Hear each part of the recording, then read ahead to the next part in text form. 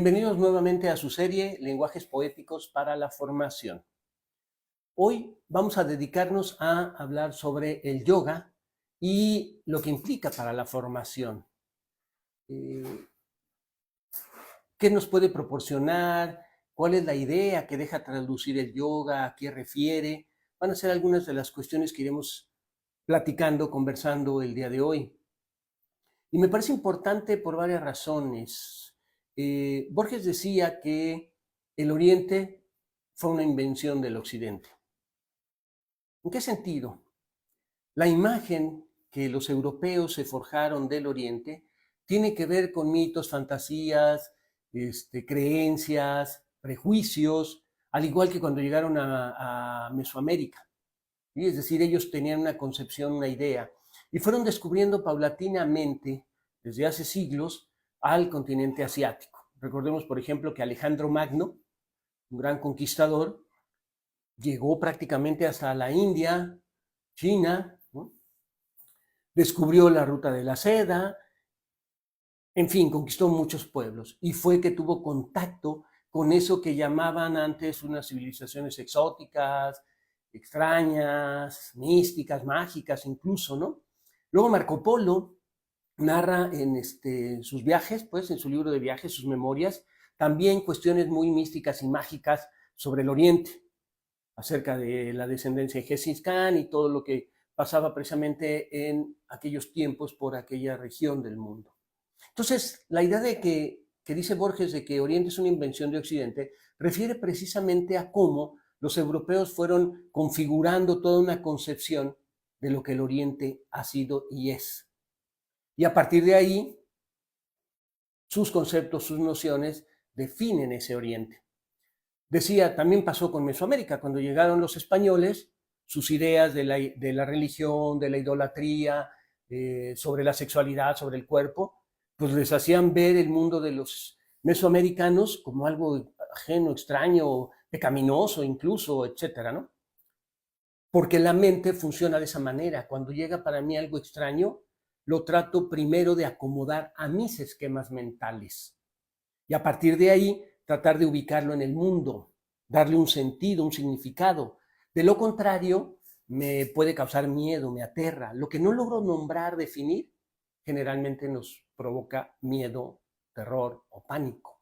Entonces, nombrar es precisamente apaciguar eso. Y tiene que ver con la tradición de la oralidad, porque la oralidad, así como significaba versos, poemas, canciones, también eran ritos, rituales, mitos transmitidos, pero era la palabra mágica que conjuraba.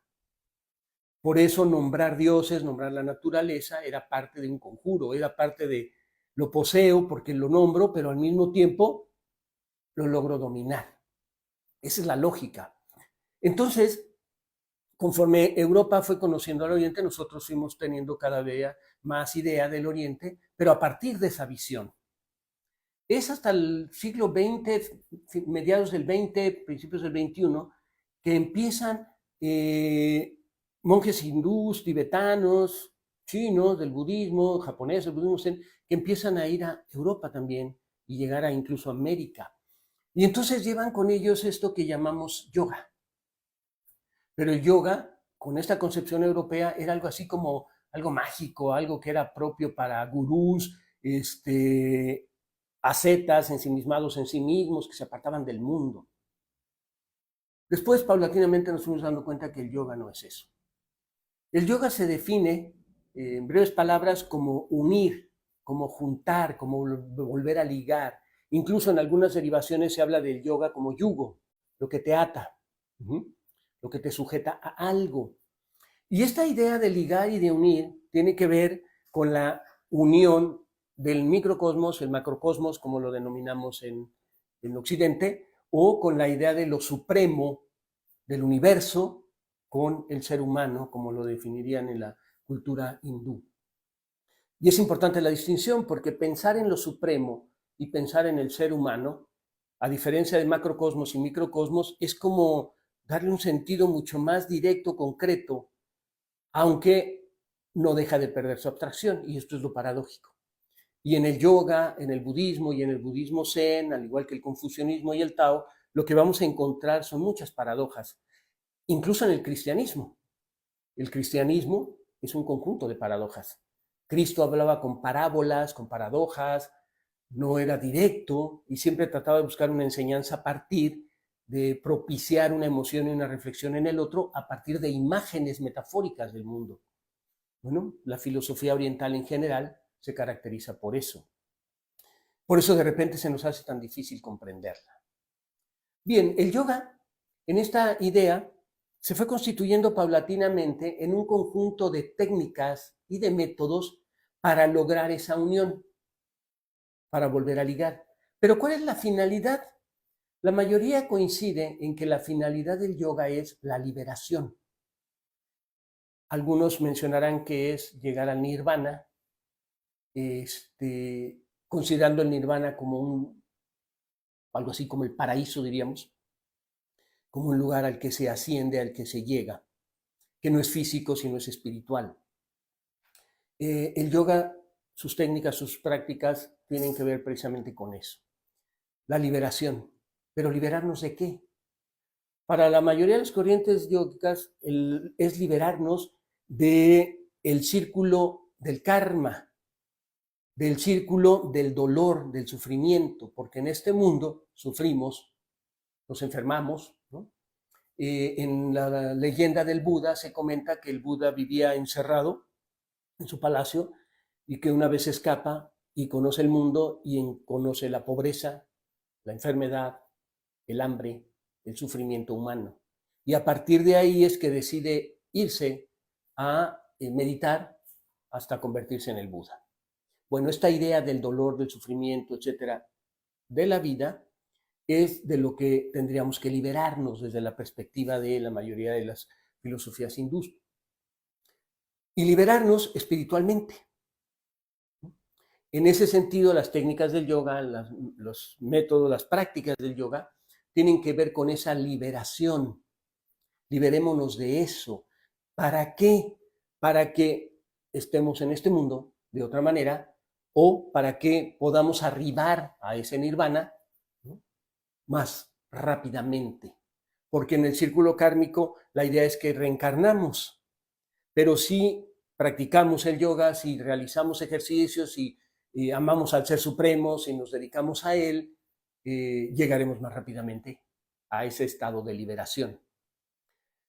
Si no lo hacemos, el círculo kármico continúa. Entonces, para la práctica del yoga es muy importante eso. Dentro de las técnicas y prácticas más comunes o que se nombran más comúnmente es el de la respiración. La respiración es fundamental. Parte de un principio básico que es hasta de sentido común. Nosotros cuando nacemos, lo primero que hacemos es aspirar. Y la idea de la aspiración simbólicamente tiene que ver con que el alma se introduce en el cuerpo desde la perspectiva cristiana y de muchas religiones. Aspiro el espíritu. Cuando morimos, hacemos la última expiración. El espíritu se va. Entre el nacer y el morir, respiramos, es decir, aspiramos, expiramos a lo largo de toda la vida. El problema es que no nos enseñan a respirar. Prácticamente respiramos naturalmente, por decirlo así, ¿no? Es decir, es tan espontáneo respirar que no creemos que no es importante o que lo fundamental es que nos entre oxígeno y la vida sigue. Para la perspectiva del yoga no es así, porque partiendo de este hecho simbólico del aspirar y del expirar, simbólicamente es cada aspiración, expiración, que sería respiración en su conjunto, significa un paso de vida, un paso a la muerte, un paso de vida, un paso a la muerte. ¿Sí? O sea, simbólicamente es, yo aspiro todos los días al despertar, toda la noche, todo el tiempo, porque es vida, pero al mismo tiempo estoy expirando. También entonces estoy en camino de la muerte. Desde esta perspectiva, entonces, una de las técnicas fundamentales tiene que ver con la respiración. Aprender a respirar. Y respirar es respirar profundamente, respirar tranquilamente, respirar de diferentes maneras para que el cuerpo en su conjunto reciba ese aire vital, el oxígeno, que va a alimentarnos totalmente, que va a hacer que la sangre se purifique, que la mente se purifique, que se tranquilice el espíritu. Por ejemplo, cuando nos enojamos, generalmente decimos, respira, ve, respira, respira, ¿no? Tranquilo. Y uno empieza a respirar y se tranquiliza. Cuando estamos muy ansiosos, también nos dicen, a ver, respira tranquilo y te llega la calma. Cuando nadamos, por ejemplo, nos sumergimos en el agua y aguantamos la respiración, sentimos que nos falta el aire, salimos y aspiramos y sentimos que volvimos a vivir por esa sensación que decía simbólicamente representativa del expirar, aspirar. Entonces, la respiración es fundamental. En algunos ejercicios que he trabajado con docentes, y aquí es la aplicación para la formación y la educación, lo que les he planteado es que antes de iniciar una clase, ellos expiren durante 2, 3 minutos, 5 minutos si pueden. Profundamente, si pueden aguantar la respiración, expiren. Su estado de ánimo al ingresar al salón va a cambiar, será diferente. Si además, cuando llegan a su salón, les piden a sus alumnos hacer lo mismo, sus alumnos cambiarán su estado de ánimo. Sea que estén inquietos, sea que tengan sueño, sea que tengan hambre, este ejercicio lo que va a generar es un estado de ánimo similar en el grupo y va a tranquilizar tanto de la inquietud como de la flojera. Va a equilibrar en ese sentido los cuerpos. Hoy se sabe que aprendemos con todo el cuerpo, todos los sentidos tienen que estar despiertos para aprender. Cuando respiramos adecuadamente, todo nuestro cuerpo despierta. El problema de cuando no lo hacemos es que nos ha tocado los que somos docentes que llegamos a un salón y hay alumnos que están mal sentados, otros que están juegue y juegue, correteándose, hay quienes están recostados en la mesa o en la silla, en fin, y queremos empezar la clase. No van a aprender, no van a aprender o no van a aprender igual, porque su metabolismo, su cuerpo, no está dado para aprender en ese momento. Entonces, cuando hacemos los ejercicios de la respiración, oxigenamos el cuerpo y logramos algo que hoy en día es la queja fundamental de los profesores, la atención. Los medios electrónicos, la tecnología, las nuevas tecnologías han propiciado que la atención cada vez tenga un rango menor de captación. Es decir, ahora los videos son de 2 minutos, 3 minutos, máximo 5. ¿Por qué? Porque se pierde la atención. Los observadores, los que están muy habituados a estos medios tecnológicos, quieren rápido, rápido, rápido, cambiar de juego, cambiar de imagen, ahora un nuevo video, ¿no? Todo rápido. El aprendizaje exige la atención. Entonces, cuando hacemos ejercicios de respiración, además de equilibrar el cuerpo y hacer que se tranquilice, lo siguiente que se logra es la atención. Porque entonces, primero, prestamos atención al que nos está diciendo que respiremos, que aspiremos, expiremos. Volteamos a ver a los compañeros y vemos que todo el mundo lo empieza a hacer y entonces nos vamos concentrando y prestando atención a quien está enfrente. Ese ya es un gran paso para iniciar el proceso educativo.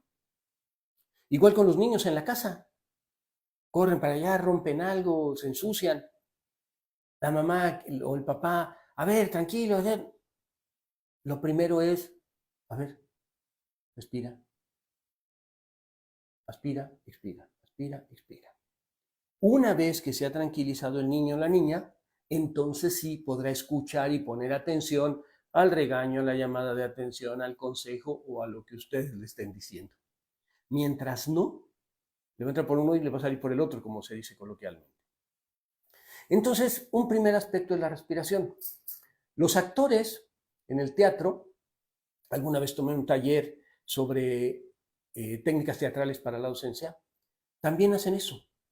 Cuando el actor va a entrar a escena, respira unos 5 minutos antes, porque tiene que entrar en un nuevo estado de ánimo, pero además entrar a un nuevo personaje, el personaje que va a representar. Pero además tiene que mirar a sus compañeros como otros personajes. Ya no son los compañeros, los amigos. Ya no es Sofía, Teresa, Juan. Ahora es Hamlet o es X personaje. Todo eso implica que el cerebro, la mente, se acomode a una situación, circunstancia nueva. Bueno, la respiración contribuye muy efectivamente a ello. Entonces, cuando el actor entra en escena y hace eso, entra a un nuevo escenario. La idea con los alumnos es que entren a un nuevo escenario.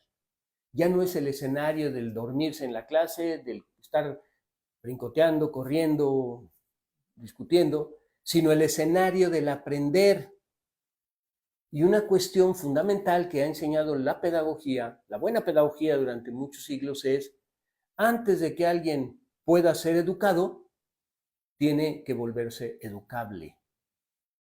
Y volverse educable es poner atención, querer aprender, escuchar, observar, etc. Entonces, cuando logramos eso con los alumnos, podemos pasar a un siguiente paso o momento.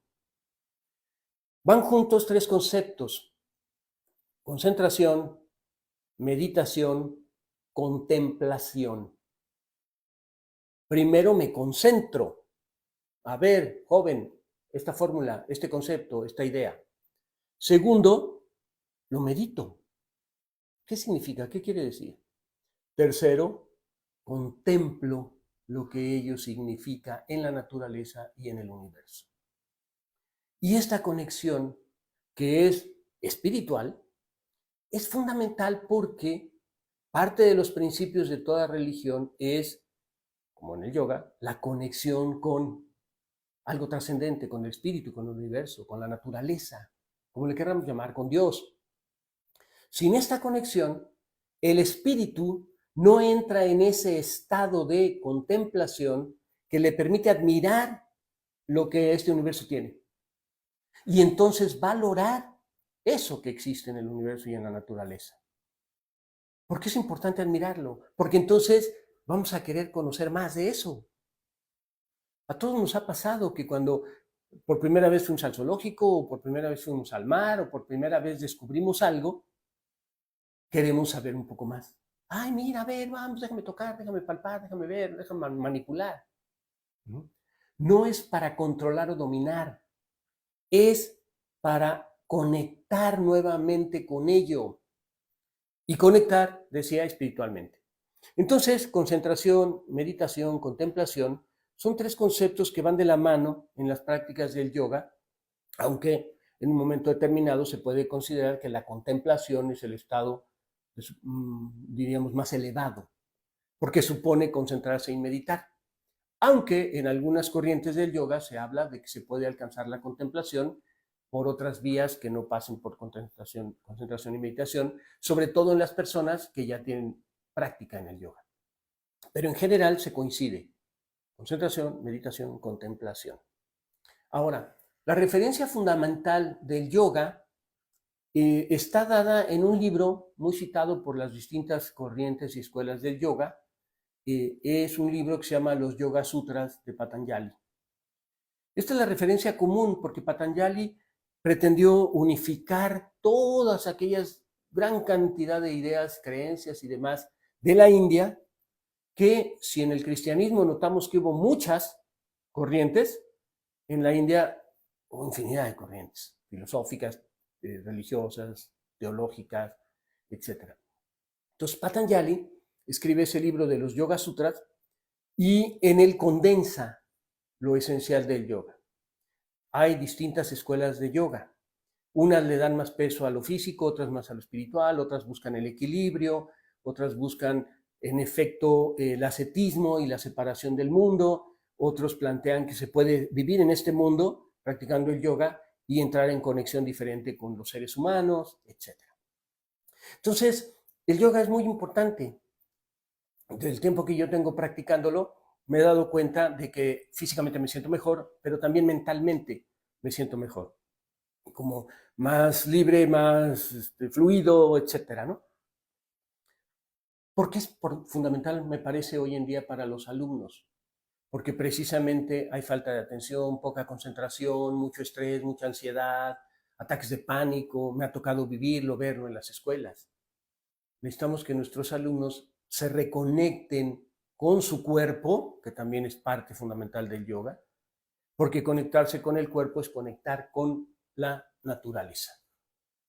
Nos despedimos con esto y posteriormente en otros temas volveremos a retomar esta cuestión del yoga para ver cómo es que se conecta más directamente con todo un proceso formativo y abundaremos en algunos otros conceptos.